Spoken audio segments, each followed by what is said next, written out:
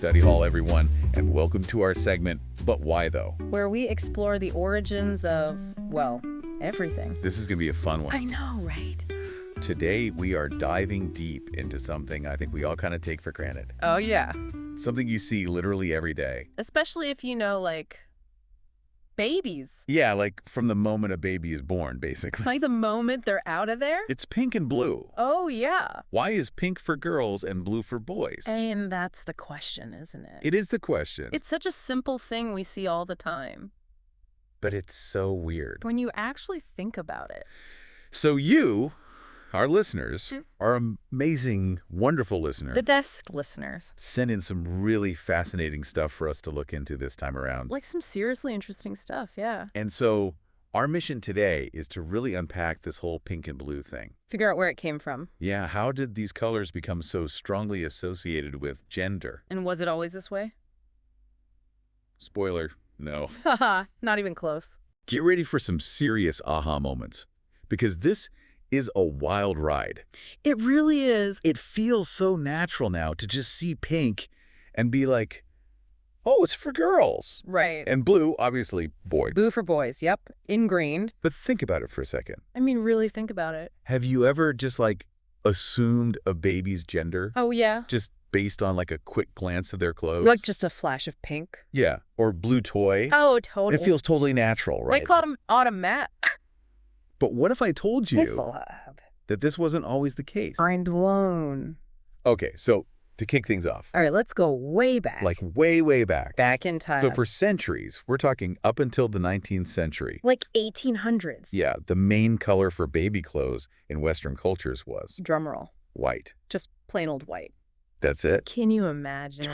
Wild. Now, before we go judging our fashion backward ancestors, You weren't just picking white because they were boring. no, there were actually some pretty practical reasons, Well, yeah, if you think about it. especially back then. Without washing machines and superpowered detergent, Forget about it. white was just like the most practical color. Yeah, easiest to keep clean. Or at least like make it look clean. Oh, yeah. Bleach was your best friend back then. Bleach all the things. Uh-huh. Exactly. But it wasn't just about being practical. Oh, no. White was loaded with symbolism. Yeah, white represented innocence, Here's a fresh start, brand new life, all that good stuff. which makes total sense when you think about babies.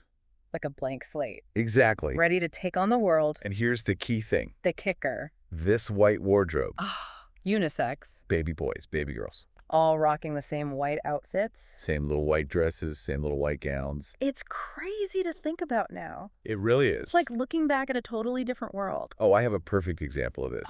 Lay it on me. So in the research you sent me, there's this photo Oh, yeah, I love this one. of a young Franklin D. Roosevelt, Future. and he's just rocking this like frilly white dress Oh, yeah, full on frills. in the late 1800s. Totally normal back then. Now, can you imagine trying to put a baby boy in a frilly white dress today? Oh, the internet would explode. It would be chaos. So yeah, this picture really drives home the point. That these connections we make between color and gender, They aren't some, like, eternal, eternal truth. they're not set in stone at all. What feels completely natural to us now. Was just like the way things were done back then. It shows you how much cultural norms can change. It's super fascinating. Totally. Okay, so white was the king or queen of baby colors for a long time. The supreme ruler of baby fashion. But then the Wait. 1800s roll around. Here come the pastels. So was this the beginning of the pink and blue divide as we know it? Not quite. Oh. This is where it gets really interesting. Okay, I'm intrigued. So when pastels like pink and blue. Like the soft, delicate shades Yeah, exactly. started showing up in baby clothes. You weren't connected to gender at all. Wait, what? They were used for both boys and girls. No way. Way. So if gender wasn't the deciding factor, like if it wasn't about, oh, this is a boy, this is a girl. what was it about then? Sometimes it was just pure aesthetics. Like people just like how the colors looked. Yeah. Like, oh, pastels are cute. Fair enough. And sometimes, get this, they'd even choose the color based on the baby's features. What, like their hair color or something? Yeah. Like blue for blue-eyed babies. Regardless of if they were boy or girl. Exactly. So weird. I know, right? And get this, Oh, there's more. in some European Catholic communities, Yeah, this is a good one. blue was actually associated with the Virgin Mary. So they use it for girls Makes sense. and pink. which we now think of as like the ultimate girly color. Right. Well, back then, they saw it as a lighter shade of red. And red, of course, symbolizes strength. So they used it for, Boys! this is blowing my mind. I know, it really challenges everything we think we know. So basically, these color associations, They were all over the place. no one could agree. And there definitely wasn't any inherent link between a color and a specific gender. So pastels are in the picture, They're hanging out. but they're playing for both teams. No clear winner yet. When do we start to see the first hints of color being linked to one gender or the other? All right, so towards the end of the 19th century, Like the late 1800s? we start seeing the earliest written suggestions. Like in magazines or books? Yeah, connecting color to gender. Okay, and what do they say? Well, prepare yourself because this is going to sound completely backwards. Oh no, don't tell me pink was for boys. Well, an 1890 issue of Ladies' Home Journal. Ladies' Home Journal. That's right.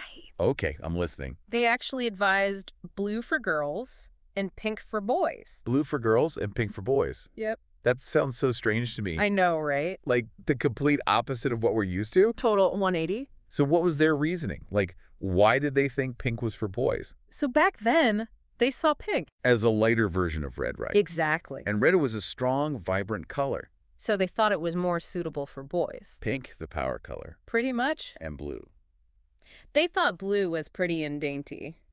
which at the time were qualities associated with girls. Exactly. So basically they had the whole thing flipped. They did. It's funny how much things have changed. I know, right? But even with these suggestions floating around, white was still the most popular choice for baby clothes. Yeah, a lot of parents just did their own thing. So it wasn't like this sudden switch where everyone started dressing boys in pink and girls in blue. It was more like these ideas were just starting to emerge. Okay, so let's jump ahead a bit Fast forward a few decades. to the early 1900s. Early 20th century. And it sounds like things got even more confusing. Oh, yeah. Things got messy. So the idea of gendered colors was becoming more popular. People were starting to talk about it more. But there was no clear consensus on which color was for which gender. It was a real mix of opinions and recommendations. Like a color-coded free-for-all.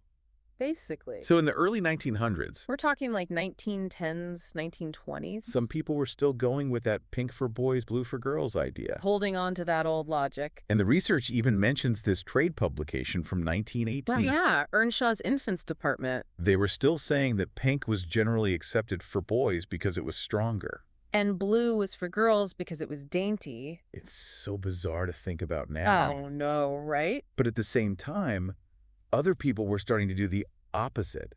Like in Britain. They were starting to use pink for girls and blue for boys. Yeah, you can see that in some hospital records from the time. So basically, it was a total mess. Total color chaos. No one could agree on what was what. It really shows you that this whole color-gender link was still being figured out. Like people were experimenting with different ideas. Trying to figure out what's stuck. So we've got this period of total confusion. Color anarchy. When does it all start to settle down? When do we finally get to the pink for girls and blue for boys we know today? Right, like when does the dust settle? Well, the late 1920s seems to be the turning point. Specifically in America. Yeah, that's where the pink for girls, blue for boys thing really started to take hold. Was there like a specific event or something that caused this shift? You're not going to believe this. Oh no, what is it? It was the Greeting Card Association. Wait, the people who make greeting cards. Yeah, in 1926, they recommended pink for girls and blue for boys for birth announcements. So basically, the people making baby cards decided how we see gender and color. Kinda.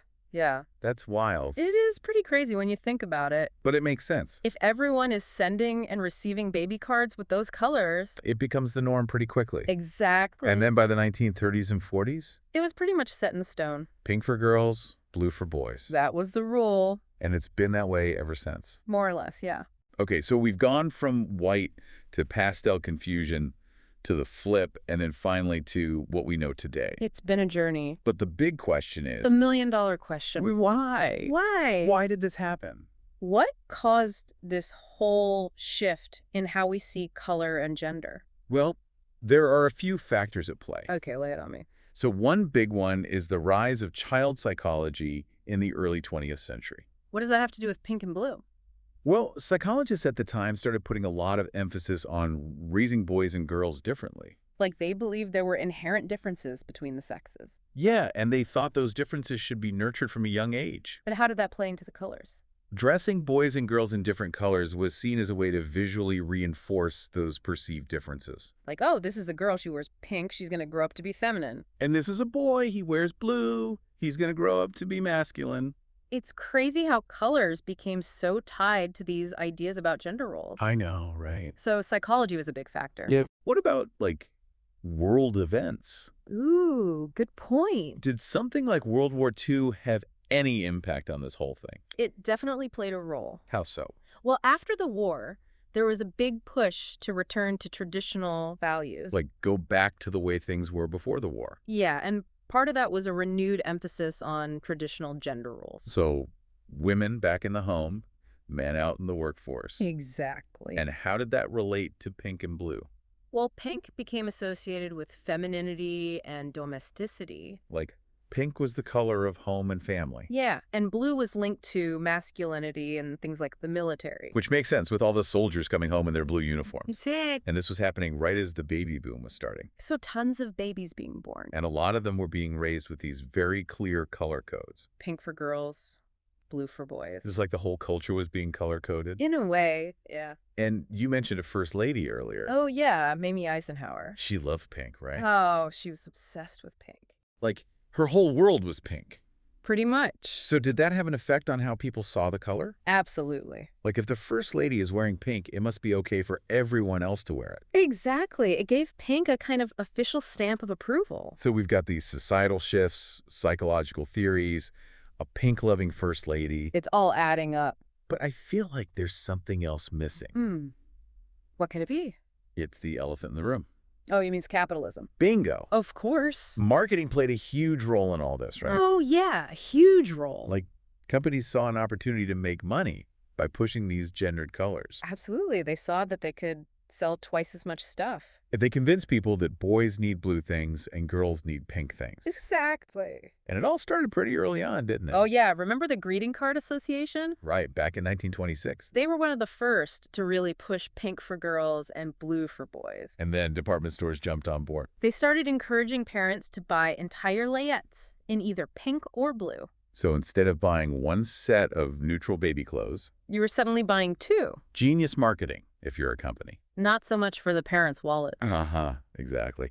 And then after World War II, mass media and advertising really took over. Oh, yeah. They hammered home those gendered color messages. Through TV commercials, magazine ads, everything. They made it seem like pink for girls and blue for boys was just the natural order of things. When really it was all just a marketing ploy. Pretty much. And then the toy industry came along and really cemented it all, didn't they? Oh, yeah. They took it to a whole new level. Like, think about toy aisles today. It's still so divided. You've got the pink aisle overflowing with dolls and princess stuff. And then the blue aisle with all the trucks and action figures. It's like they're saying girls like this, boys like that, and it's all based on color. And it creates this crazy feedback loop. Where society tells girls they should like pink.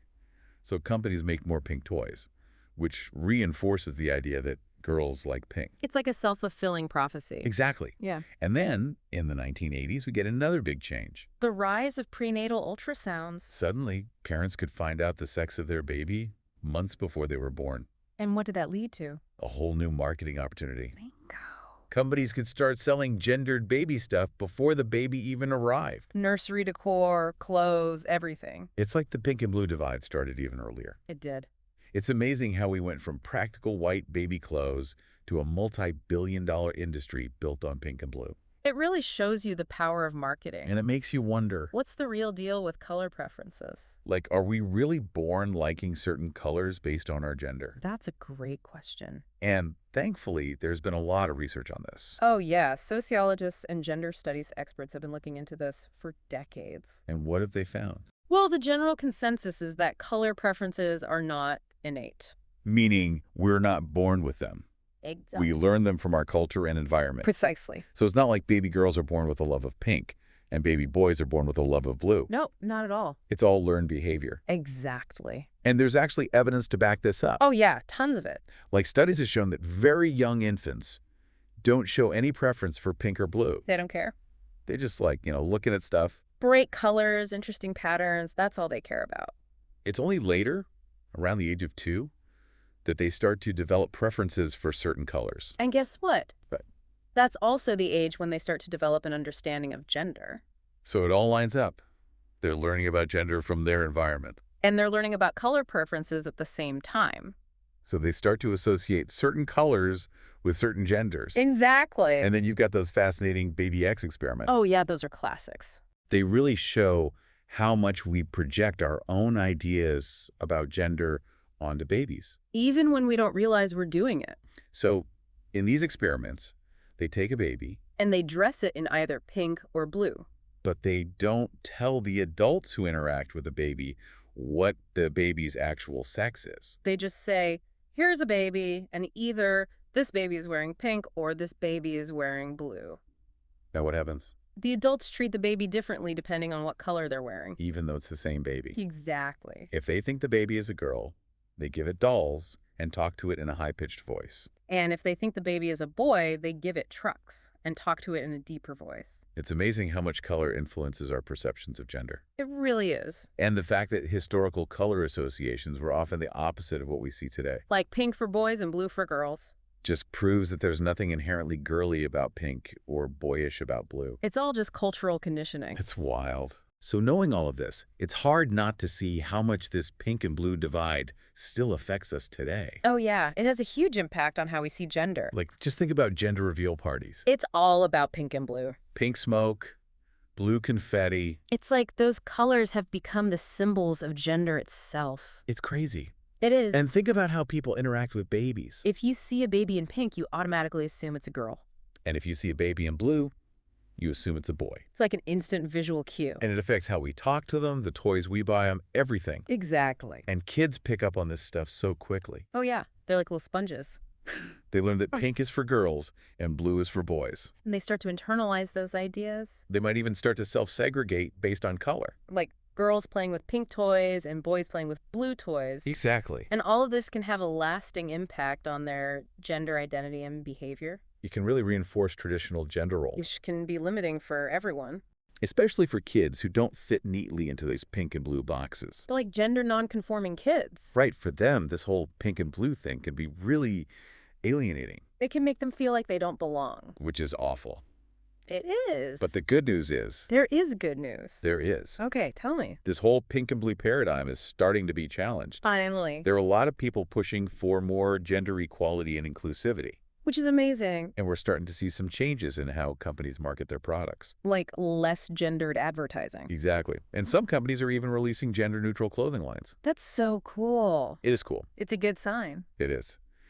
But we still have a long way to go, Oh, yeah. The pink and blue divide is still very powerful. especially in marketing. Gender reveal parties are more popular than ever.